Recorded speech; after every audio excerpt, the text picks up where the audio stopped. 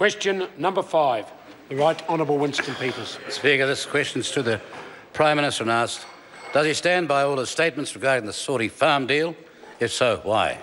The Right Honourable Prime Minister. Speaker, yes, because I believe them to be correct. Supplementary question. Supplementary question. The Right Honourable Winston Does he Peters. stand by this statement, and I quote him, there was also a great opportunity to promote what we were doing in terms of development of our agricultural credentials overseas, end of quotes. The Right Honourable Prime Minister. Speaker, yes.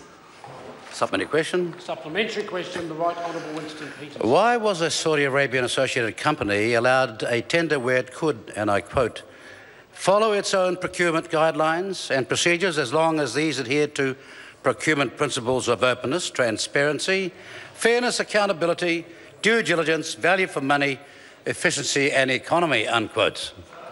The Right Honourable Prime Minister. Speaker, the advice I've had is that the procurement was handled professionally and according to guidelines.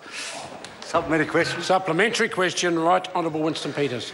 Is it not a fact that his government has given funding commitments in excess of $22 million to Saudi Arabian associated companies recently? The Right Honourable Prime Minister. Speaker, I certainly can't confirm that number.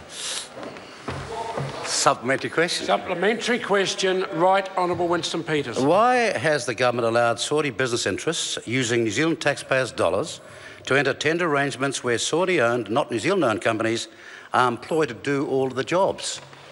The Right Honourable Prime Minister. Speaker, I don't have those details. You have to put them down to the Minister.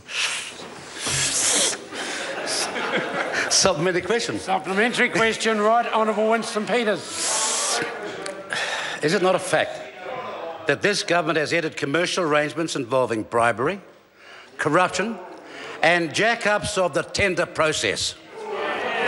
Right Honourable Prime Minister. Mr. Speaker, in my experience, when you start calling names, you're losing the argument. That member's lost the argument. He should quit while he's behind. Order. Question number 6. Andrew Little. Thank you, Mr. Speaker.